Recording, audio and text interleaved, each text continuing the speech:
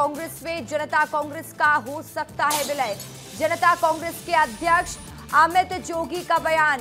कांग्रेस में पार्टी के विलय का दिया प्रस्ताव। गांधी परिवार से मेरा पारिवारिक रिश्ता है। देश हित में कांग्रेस के साथ विलय चाहते हैं। बीजेपी के खिलाफ मिलकर लड़ना होगा। अमित जोगी ने कहा छत्तीसगढ़ को बचाने के लिए एक होना पड़ेगा। बड़ी जानकारी इस वक्त की आपको दे रहे हैं छत्तीसगढ़ के पूर्व सीएम अजीत। देखिए, अजीत जोगी की पार्टी छत्तीसगढ़ जनता कांग्रेस का जल्दी कांग्रेस पार्टी से विलय हो सकता है।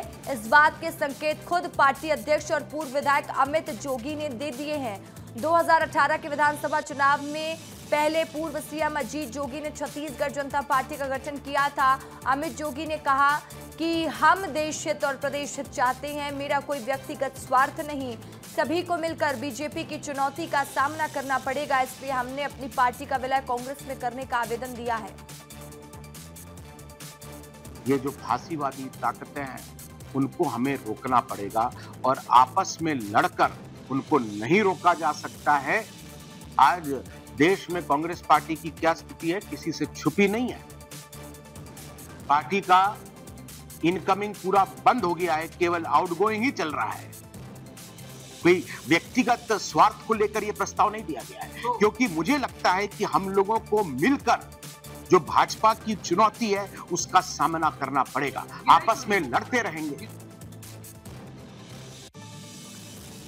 और इस खबर पर ज्यादा जानकारी के साथ छत्तीसगढ़ के ब्यूरो चीफ मृगेंद्र पांडे मेरे साथ न्यूज रूम से लाइव जुड़ चुके हैं। मृगेंद्र, देखिए, कांग्रेस में अब जनता कांग्रेस का विलय हो सकता है, खुद कह रहे हैं पार्टी के अध्यक्ष अमित जोगी। उन्होंने प्रस्ताव भी दिया। क्या कारण हो सकता है इसका और कितना इसके बाद परिवर्तन देखने को मिलेगा? मृगेंद्र, देखिए, जनता कांग्रेस जो अजीत जोगी के समय बनी थी, अजीत जोगी के नेतृत्व में बनी थी, उसमें अब कोई बड़े कद का नेता नहीं बचा है। एक समय था कि इनके 5 विधायक होते थे, लेकिन पिछले विधानसभा चुनाव में पार्टी शून्य पर आ गई। पार्टी के खुद जो बड़े नेता कहे जाते हैं, चाहे वो रेणु जोगी हो, चाहे अमित जोगी हो, तमाम लोग ये लोग चुनावी मैदान में हार चुके हैं।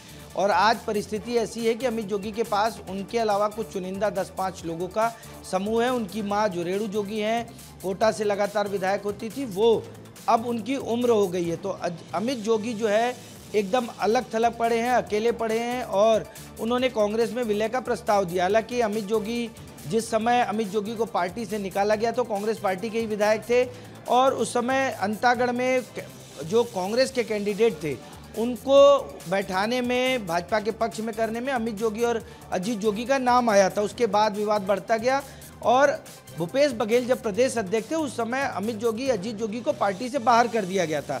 उसके बाद इन लोगों ने नई पार्टी बनाई। आज और उस समय की परिस्थितियों में बहुत अंतर है। अजीत जोगी क्योंकि बहुत बड़े लीडर थे, छत्तीसगढ़ के पहले मुख्यमंत्री थे, कांग्रेस के राष्ट्रीय पदाधिकारी भी रहे, तमाम पदों पर रहे, तो अजीत जोगी को देखकर बड़े पैमाने पर लोग उनके साथ आए थे। लेकिन पिछले चुनाव में जिस तरीके से जनता कांग्रेस जोगी को हार का सामना करना पड़ा, पार्टी के पदाधिकारी भाजपा में चले गए, कुछ पदाधिकारी कांग्रेस में चले गए और आज अलग थलग पड़े। उस परिस्थिति में अमित जोगी की ये कोशिश है कि उनको कांग्रेस में लिया जाए।